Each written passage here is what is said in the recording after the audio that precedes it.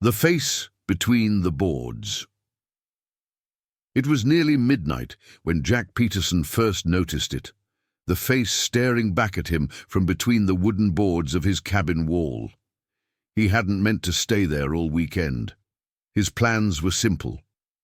A brief getaway to the small, forgotten cabin in the Catskills, a place that belonged to his grandfather, a spot where Jack hoped the silence would clear his mind after a messy divorce. His marriage had fallen apart, not just because of him or her or a single dramatic incident, but due to years of growing suspicion and silence.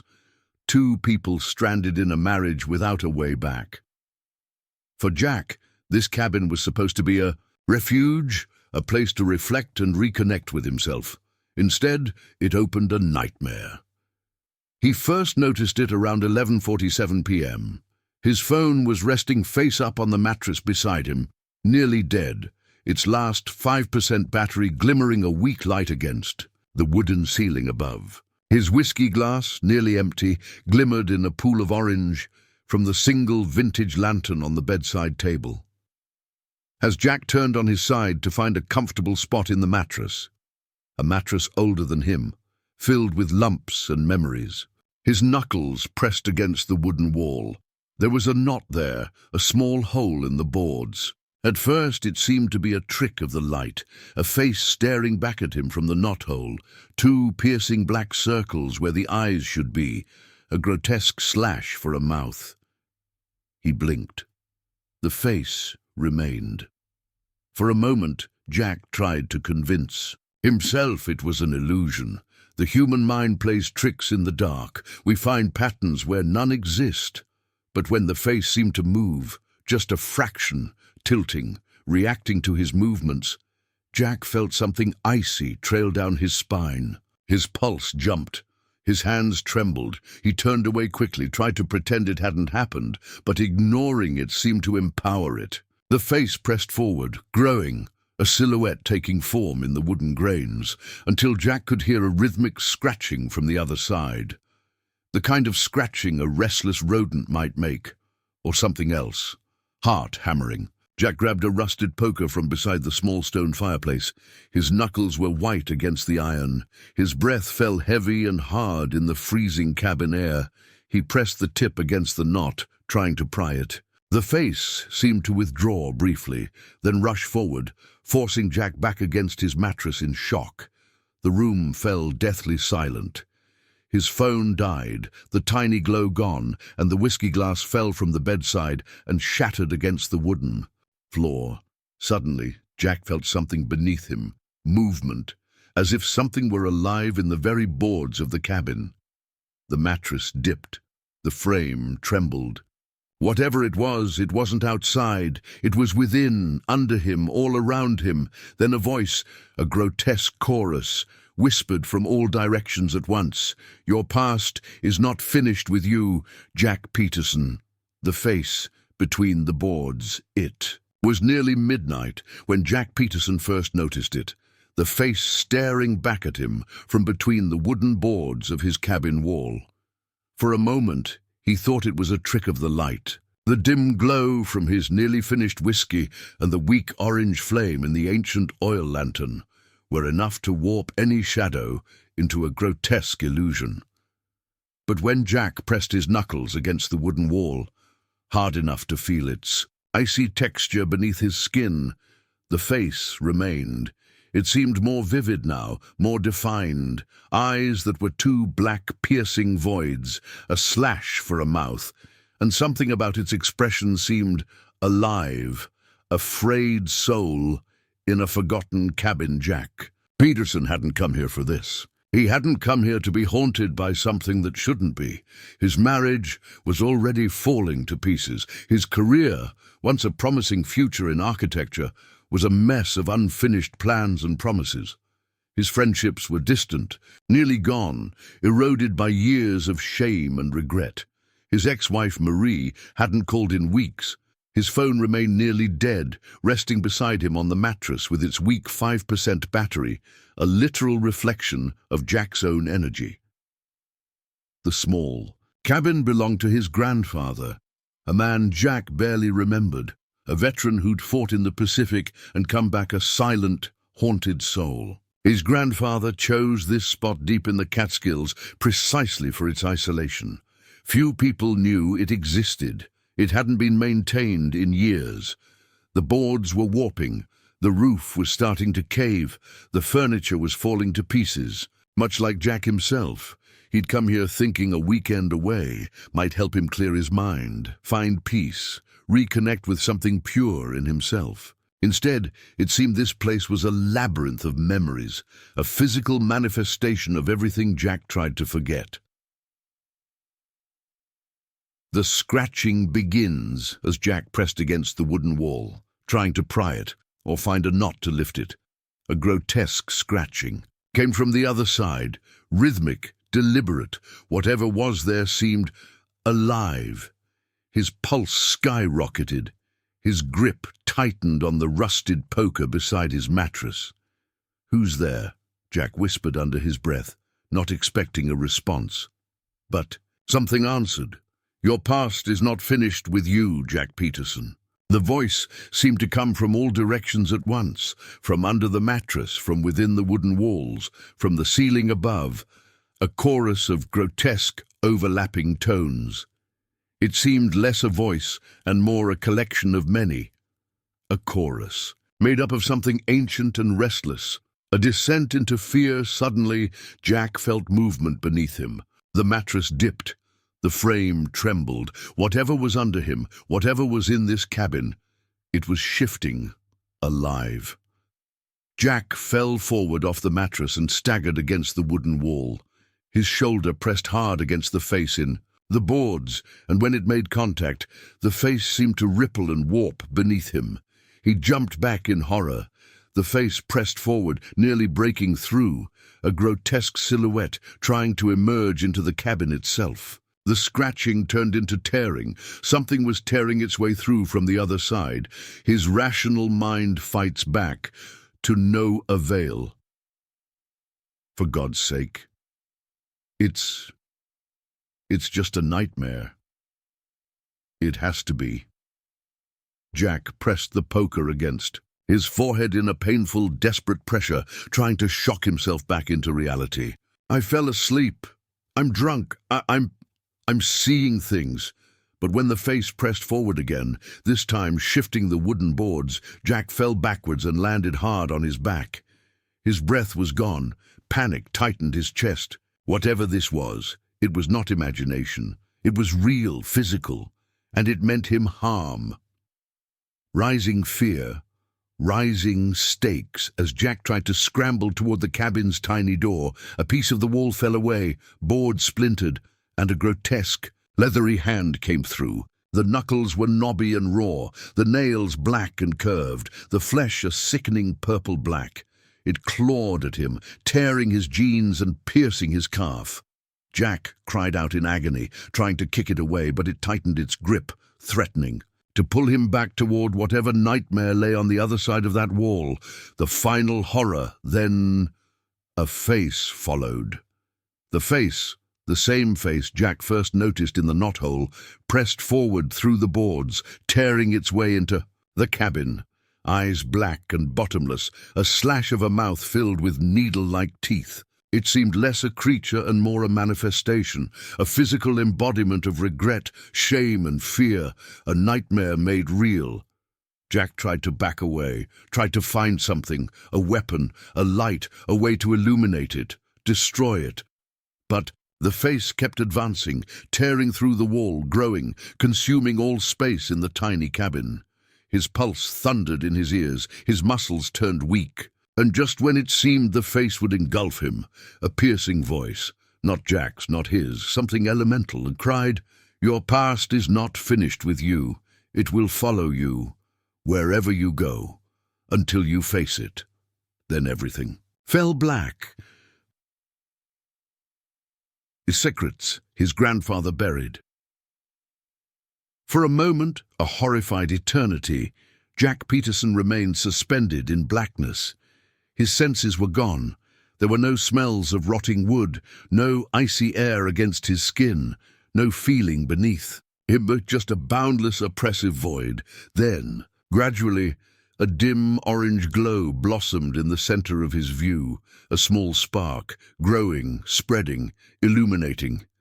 Jack opened his eyes with a painful effort and found himself slumped against the wooden floorboards of the cabin. His jeans were torn at the calf. Deep scratches wept a slow trail of blood down his leg. His knuckles were white around the rusted poker. It seemed it hadn't fallen from his grip, even when all else seemed to fade. The face, the creature, whatever it was, gone.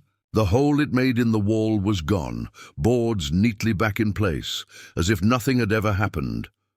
Rising from fear, Jack pressed himself against the wooden planks to sit up. His muscles trembled, his pulse remained wild. Whatever had come through hadn't finished him, not yet, but it hadn't gone away. It was simply waiting. He pressed his injured calf and winced at the agony. The cuts were deep, not a figment of imagination. His jeans were soaked in a small pool of blood. That seemed impossible, given the wall was now undamaged. Whatever this was, it crossed the boundary between physical and psychological. A nightmare made manifest. The letters. Jack tried to gather himself. Something fell from above and landed in his lap. A small leather pouch tied with a piece of rawhide. Inside it, a single piece of yellowed paper, a letter addressed in shaky handwriting to Jack, my last hope. With hands quaking, Jack unfolded the page.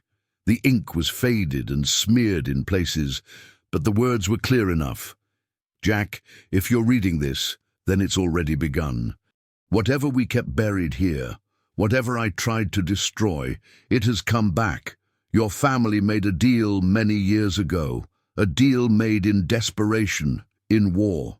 I struck a pact with something I barely understood, something that demanded a price. In return for protecting us, I tried to sever it, to destroy it, but a bond made in blood is eternal. The face you saw, the voice you heard, it's not a ghost, it's a legacy. It feeds on regret, shame, and fear. It grows stronger the more you deny it, the more you pretend it isn't real. Whatever you do, Jack, you must confront it. The answers lie beneath this cabin. In the basement I kept hidden from you, in a place no one should ever find. I'm sorry. Grandfather Peterson, fear and revelation. A rush of disbelief and rage filled Jack. His grandfather, a man he barely knew, had made a deal with something inhuman. Something that demanded a price from future generations. That meant Jack was not a victim by accident. He was a victim by birthright. For years, Jack thought his struggles were his own. His marriage fell apart because of choices he made. His career fell into ruins through his own failures. But now it seemed something else had been influencing him, something older, hidden in his bloodline. He pressed a shaky hand against the wooden boards beneath him. If there was a basement, a hidden chamber, it was likely directly below this very spot. His grandfather must have constructed it in secrecy, a place to imprison or appease whatever nightmare lived there. The descent begins using the poker to pry up a few boards. Jack exposed a small trapdoor, nearly invisible against the rest of the flooring. His knuckles were raw and bloody from tearing it up, but soon the wooden latch opened and a black hole opened beneath him, a descent into something unfathomable. The air from below was icy, damp, filled with the smell of earth and death. His phone was gone, his matchstick box was damp. There would be no light except for whatever dim glow fell from above. Nonetheless, Jack pressed forward, ignoring his fear. He lowered himself into the hole, first his feet, then his torso, until he was dangling in a small chamber beneath the cabin. His feet struck a hard clay floor.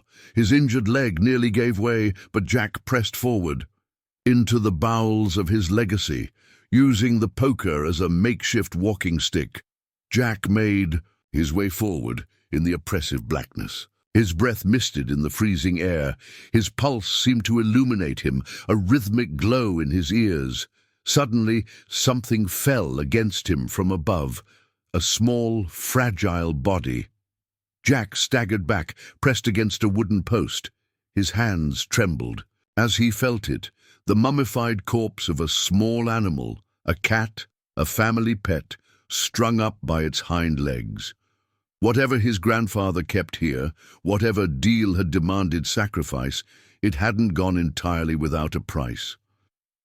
The final discovery. As Jack pressed forward, the chamber opened into a large room, a barren chamber made of stone, a hidden basement beneath the basement. There, in the center, resting upon a grotesque altar made of petrified bone and black obsidian, was a wooden box.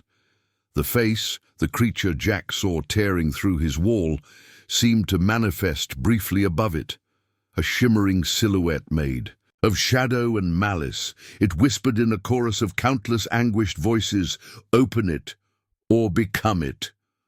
For a moment Jack faltered. His hands hovered over the box's ancient latch.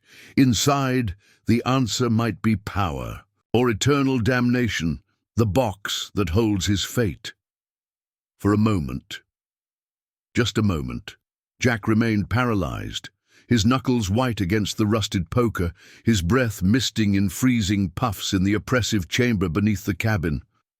The face, the silhouette made of shadow, hovered above the obsidian box, its piercing black eyes glimmering with a terrible knowledge. Whatever lay within that box was not meant for human hands, yet it seemed to be Jack's birthright to confront it. The unyielding silence. Slowly, Jack pressed forward, ignoring the agony in his calf, ignoring the icy fear gnawing at his soul. His grandfather's confession weighed him down, a legacy of regret, a curse that flowed through their bloodline, and now it fell to him to resolve it, or become it. He knelt in the clay and pressed his fingertips against the box. The surface was smooth, black, a material that seemed not entirely earthly. His pulse seemed to tremble through it, a rhythmic beating that was not his own. Whatever lived within was alive in a way Jack barely understood. The latch opens. With a deep, shaky breath, Jack pressed against the latch. There was a resistance, a moment when it seemed the box itself was trying to keep him from opening it, then a clicking release. The face above him tightened in a grotesque rictus of anticipation. The basement seemed to grow colder. His breath fell faster, his knees trembled. Slowly the lid opened. Inside the box what Jack found within made his soul tremble. Inside were photographs, Polaroids, years, decades old, featuring him and his ancestors, people Jack barely recognized. His grandfather, a young soldier, his great-grandfather, a woman Jack hadn't seen in years, his own mother, all captured in moments of fear, agony, or strange, piercing serenity. Each photo seemed alive. The eyes in them glimmered. The mouths seemed to move when Jack turned away. Beneath the photographs were documents, parchment with strange sigils, pacts made in a forgotten age. Jack pressed a piece against the dim glow of his phone's last bit of battery and made out the words, "To conquer death, a price must be paid. The soul of the firstborn, bound by blood." Suddenly, Jack fell to his knees. His mind put it together. This curse, this nightmare, it demanded the firstborn Peterson of each generation. That meant him, and if the curse remained, it would pass on to his children. Rising fear, rising stakes as this revelation fell upon him. The face above seemed to grow in power and form. The silhouette pressed downward, a pressure that seemed to permeate Jack's very soul. His muscles tightened, his thoughts grew heavy, his pulse faltered. It feeds through you, through your future, through your children. The voice seemed to come from all directions at once, a chorus made up of countless Peterson ancestors. There is no peace without sacrifice. Jack's final stand begins. For a moment Jack faltered. Was this his fate, to be a link in a bloody chain, to pass this nightmare on to another generation? Then something within him shifted. His fear turned into resolve. His shame fell away, piece by piece. Whatever curse had been handed down through his family, Jack decided it would end with him, using the poker, now glowing faintly in the oppressive blackness. Jack pressed its tip into the center of the obsidian box. The face above screamed, a chorus of agony and rage, trying to push back, trying to undermine his will. But Jack pressed forward, letting his own doubts, his own suffering become a blade against it. The shatter with a piercing crack, a shockwave that seemed to tremble through space and time. The box shattered. Fragments fell around Jack in a shimmering rain of black and purple sparks. The face tried to reform, tried to manifest once more, but without the box, it fell back into shadow and silence. The Polaroids, documents and pacts turned to ashes in his hands, slipping through. His knuckles. Whatever power had anchored this nightmare to the Peterson family was gone. Aftermath. A lingering question. For a long moment, Jack remained there in the ashes, kneeling, shaking, injured, but alive. His phone, against all odds, glimmered, back to life briefly, letting him illuminate the chamber. The hidden basement was a barren hole, a forgotten corner of the world, now purged of its greatest nightmare. As Jack staggered back up the wooden stairs and into the cabin, the first rays of dawn fell through the small windows. His leg was injured, his body weak, his mind raw. But something had been severed, a chain that had bound generations. He fell asleep to the first light of day, unsure what future lay in store for him, or for whatever children might come after him. The lingering presence. The first rays of the sun fell in slanted beams across the cabin's wooden floorboards, illuminating Jack Peterson's slumped form. His knuckles were raw and bloody, his injured calf a mess of deep cuts. His jeans were soaked in a mixture of his own blood and the ashes of whatever fell from the obsidian box. For a moment, Jack remained there, on the cusp between the nightmare and the waking world, unsure whether he'd crossed back safely, or if something had crossed back with him, rising from the ruins. With a painful grunt, Jack forced himself up and pressed a shaky hand against a nearby table to steady himself. His pulse was weak, his senses raw, and yet something seemed different. The oppressive silence that had filled the basement and the cabin seemed gone. There were no more grotesque whispers in the back of his mind. There were no piercing black eyes staring at him from the shadows. Instead, there was peace, a peace that seemed fragile, temporary, a calm after a hurricane. Whatever curse had lived within the Petersons for generations seemed to be gone. The obsidian box was gone. Its ashes were all that remained. The face, the silhouette. It hadn't crossed back with him, or so Jack hoped. An unsettling discovery. As Jack made his way outside into the clearing, the world seemed subtly off. The colors were dimmer, the air thinner. The birds that normally filled the nearby pines were gone. The insects were silent. There were no rustling leaves in the breeze. He turned back toward the cabin and noticed something strange.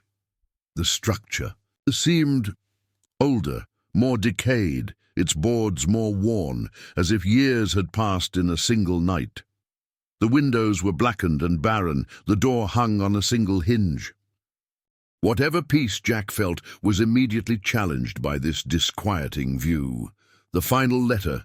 Suddenly something fell from the heavens, a small piece of paper, yellowed and fragile. It landed directly in Jack's hands. His pulse jumped. This was another message from his grandfather. The writing seemed rushed, shaky. A last warning? Jack, if you're reading this, then you broke it. Or you tried to, but a curse made in blood is not easily erased. The face you destroyed was a manifestation, a piece, not the whole. Whatever made it chose us, chose you, chose our children. The ashes may be gone, but something remained. Be careful, the nightmare isn't finished. Peterson, rising fear, rising stakes. Suddenly, Jack felt it. A rush of icy air against his back, a pressure within his mind, something attempting to find a way back in. Whatever remained of the curse was not gone. It was injured, fragmented, but alive. His children that hadn't yet been born, were now marked, a legacy of darkness that could resurface at any moment. Final revelation, the Peterson legacy. Jack staggered forward, trying to find refuge. A shimmering silhouette appeared at the edge of the clearing, taller now, more grotesque, its form less defined but more threatening. The face was gone. The physical form seemed weak, but its will remained. It is not over. Peterson, we will return through you, through your blood. The silhouette seemed to dissolve into shadow, spreading its form into the heavens and earth alike, a curse made manifest in the very fabric of reality. The Peterson legacy unravels. The thunderclouds opened above Jack Peterson, dropping, a freezing rain that fell in thick, icy drops against his face and injured body. His senses were weak, nearly gone. The curse was draining him piece by piece, tying itself more closely to him with each passing moment. As the heavens wept, Jack pressed a shaky hand against his injured calf and tried to stagger forward, toward the cabin, thinking it might provide some refuge, some place to gather himself. But the cabin was not the sanctuary it once seemed. It was a labyrinth, a nightmare made manifest, a physical embodiment of Peterson generation's guilt and suffering. Inside the twisting cabin, the moment Jack crossed the threshold, the dimensions seemed to warp. The small wooden cabin opened into a labyrinth of corridors, shifting walls, and impossible spaces. A labyrinth made of memories. He turned a corner and suddenly fell into a dimly lit dining room, a perfect replica of his grandparents' home. His grandfather Peterson sat at the head of the table, eyes piercing black, hands knotted on the wooden surface. It's not finished, Jack. It will find a way, through you, through me, through all Petersons, until it feeds again. The face seemed to tremble, ripple, then dissolve into shadow. The dining room fell away, and Jack was back in the labyrinth, groping forward in total blackness. The legacy appears, visitation by his ancestors. Suddenly, a dim glow appeared in the blackness. Jack followed it, limping and weak, until the glow blossomed into a shimmering corridor filled with the ghosts of Peterson's past, men, women, children, all stranded here, bound by the curse. Some were grotesque, misshapen, overtaken by the curse's power. Others were nearly ordinary, confused, stranded souls who hadn't crossed over in peace. All turned their piercing, luminescent eyes toward Jack. It falls upon you, the last Peterson, to destroy it, or become it. The chorus seemed to come from all directions at once. Jack fell to his knees under the pressure, physical, psychological, of countless generations, crying for release. A terrible discovery. His future at risk as Jack fought against the oppressive chorus, a ghostly form pressed forward from the crowd, a young woman pregnant clutching her belly in fear. Jack felt a rush of recognition. It was someone from his future, someone not yet born, his future child, a Peterson destined to suffer under this curse if it remained. His hands trembled as a rush of memories, not his own, flowed into him. He saw her growing up under a purple-black sky, pursued by something, faceless and terrible, much in the way Jack himself had been. The curse hadn't gone away. It was growing, spreading forward in time. Whatever Jack chose to do here and now would affect not only him, but generations yet to come. Rising conflict. Will Jack resist or yield? Suddenly, the labyrinth shifted. The ghosts fell silent. The face, the silhouette, reappeared in the center, taller now, more grotesque. Blackness flowed from it in a tsunami of shadow. It is your fate to become me, Peterson. We are not separate. We are the curse. We are eternal. For a moment, Jack faltered. His will seemed to fade under its oppressive power. His knees pressed into the wooden floor. His hands fell weakly at his sides. The face drew closer, extending a claw-like hand, it toward him. A dark invitation emerging, the turning point. Jack's final stand begins. Then, from deep within Jack, from love, from regret, from a desperate need to destroy this nightmare, a spark ignited. His future, the face of his yet-to-be-born child, anchored him to something greater than the curse. With a raw, anguished roar, Jack forced himself up. His muscles tightened. His soul fought back against the oppressive will of the curse. The face faltered, staggered. No, you will not have my future. The final stand, breaking the Peterson curse. The face faltered under Jack's will, its silhouette shimmering, growing less defined.